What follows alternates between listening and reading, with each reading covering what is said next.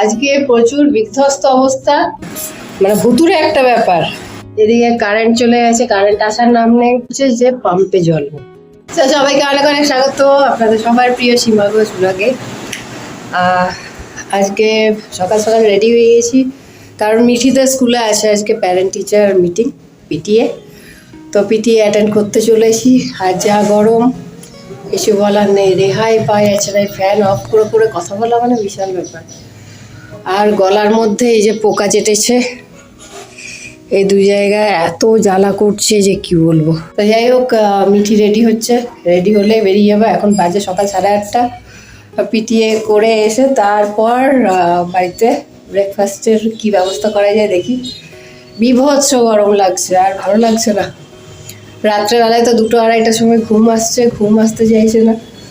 তারপর আবার সকালবেলায় উঠে আবার পারা যাচ্ছে না। এবার বৃষ্টি চাইছি, ঠাকুর বৃষ্টি দাও। সকাল সকাল চা খাওয়া হয়ে গেছে, চা খেয়ে বাসি ঘর বিছানা সমস্ত ঝাড় দিয়ে পরিষ্কার করে এই বেরোচ্ছি। আর এই হচ্ছে মেয়ে।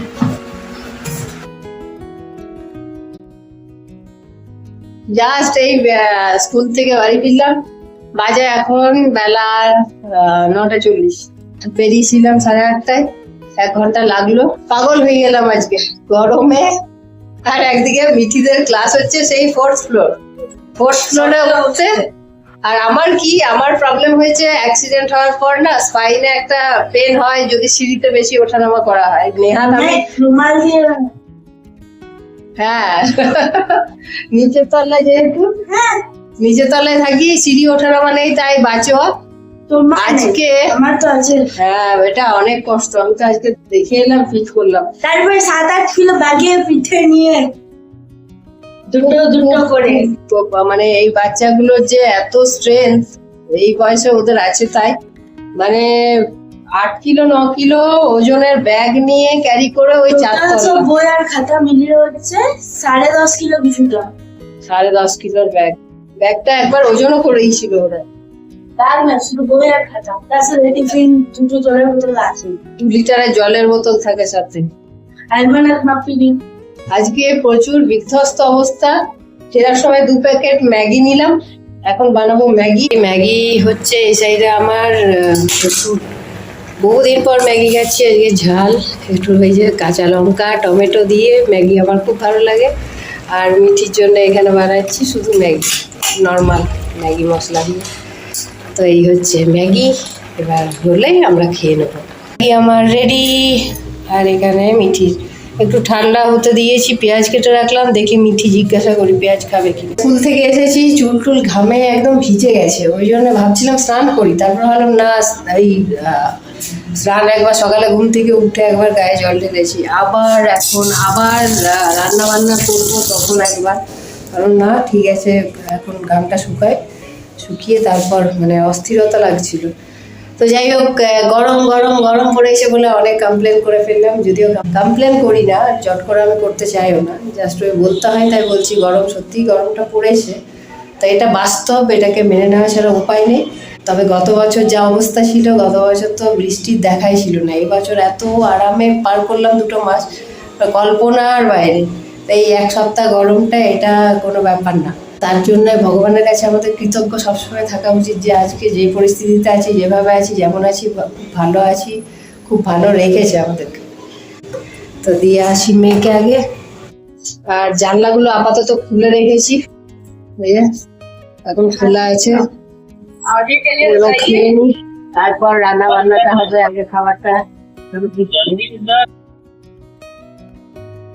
গরম তো আছে, তার সাথে লোডশেডিং হচ্ছে বেশি। তো দেখি পারলে রান্নাটা তাড়াতাড়ি কমপ্লিট করে যাব। ইন্ডাকশনটা ঠিক করতে দেওয়া আছে দোকানে, সেখান থেকে ফোন করে যায়। ইন্ডাকশন আর ঠিক হবে না, তাহলে খুব ভালো। পরশুদিন ফোন করেছে, আনতে যাওয়ার আর সময় হচ্ছে না, গ্রাহ্যও নেই। ঠিক হয়ে গেলে গ্রাহ্যটা থাকে, তাহলে খারাপ হয়ে আছে, যাবো করে আনাই হচ্ছে না। দেখি যদি তাড়াতাড়ি হয় তাহলে এবেলায় যাবো, রোদ্রে বেরোতেও ইচ্ছা করছে না। আর নইলে সন্ধ্যাবেলা, আর সন্ধ্যাবেলা বেরোনোটা না খুব চাপের হয়ে যায়। সন্ধ্যাবেলা ঘর থেকে বেরোতেও বিরক্তিকর, আর টিউশনও থাকে। তো দেখি কি করা যায়। গরমে জল খেতে খেতেই পেট লোড হয়ে যাচ্ছে। কিন্তু এটাকে ফ্যানটাকে এই যে বেঁধে রেখেছি, এত মারাত্মক আওয়াজ। আর এই ফ্যানের মাথাটা হঠাৎ করে চলতে চলতে হঠাৎ করে নিচের দিকে ঝুলে যাচ্ছে। মানে এখানে যে এই ক্লিপটা আছে, এই ক্লিপটা এত টাইট করার পরেও প্রবলেম। আর রাত্রেবেলায় বিছানার আমার সোজাসুজি এইভাবে ফ্যানটার হাওয়াটা থাকছে, তারপর আস্তে আস্তে রোটেশন হতে হতে সকালে ঘুম থেকে উঠে দেখছি ফ্যানটা জানলার দিকে মুভ করা, কখনো দেখছি টিভির দিকে মুভ করা। মানে ভুতুরে একটা ব্যাপার, ফ্যানের মধ্যে ভূত ঢুকেছে। এটাকেও রিপেয়ারিং করাতে হবে, কিন্তু এই মুহূর্তে না, যা বাইরে রোদ্রের তাপ তেজ, এই মুহূর্তে আর না। একটু বর্ষাটা পড়ুক তখন দিয়ে আসবো। ততক্ষণের জন্য এই যে সব জোগাড় করে রেখেছি, দড়ি বেঁধে টেঁধে রেখেছি।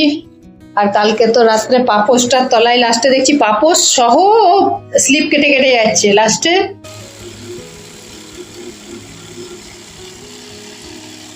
আমি পাপোশটাকে জলে ভেজালাম, ভিজে পাপোশের উপরে ফ্যানটাকে রেখে চালালাম। তো যাই হোক, কিছু করার নেই, চালাই এখন এইভাবে কদিন। তো তো রান্না বান্না বসিয়েছি, এদিকে কারেন্ট চলে গেছে, কারেন্ট আসার নাম নেই। যদিও আমার ইনভার্টার আছে, সেটার জন্য অসুবিধা নেই, কিন্তু ব্যাপার হচ্ছে যে পাম্পে জল নেই। পাম্পে জল নেই তো জল না থাকলে কি কাজ করা যাবে? জল দিয়েই তো সমস্ত কাজ, বাসন ধোয়া, কাপড় কাচা, ঘর মোছা, রান্না করা, সবকিছু জল ছাড়া তো কোনো কিছু সম্ভব না।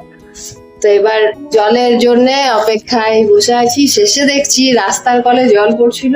আমার বাড়ির গেটের বাইরেই একটা কলের জল, মানে স্ট্রিট কল আছে, সেখান থেকে এক বালতি জল নিয়ে এসে রান্নাটা বসালাম। কিছু বাসন ধুয়ে রাখলাম। রান্না করবো কি, বেশি কিছু জল, মানে রান্না করতে গেলে তো বেশি জল। তো এখানে বানালাম বাঁধাকপির তরকারি, এখানে ডাল, আর হবে হচ্ছে সয়াবিন। সয়াবিনটাই করবো, কোনো আলু টালু দেবো না। এটা তার আগে ভেজে নিই একটু, যাতে কাঁচা গন্ধটা চলে। রান্না কমপ্লিট। গ্যাস পরিষ্কার করে মুছে পরিষ্কার করে রাখলাম।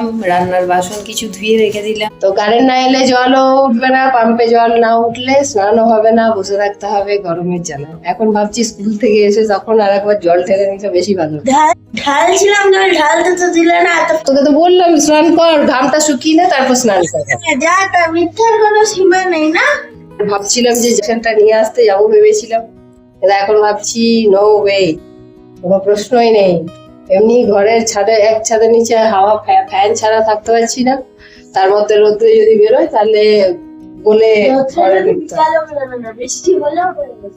এই হলো ব্যাপার। এই যে ওয়াটার কালার করছে বসে বসে। তো আজকে কারেন্ট ছাড়া জল ছাড়া যে কি কঠিন পরিস্থিতির মধ্য দিয়ে আমরা পার করলাম সেটা আমরাই বুঝছি। তো যাই হোক, আজকের ব্লগ যদি ভালো লেগে থাকে তাহলে অবশ্যই লাইক, শেয়ার আর সাবস্ক্রাইব করতে ভুলবেন না।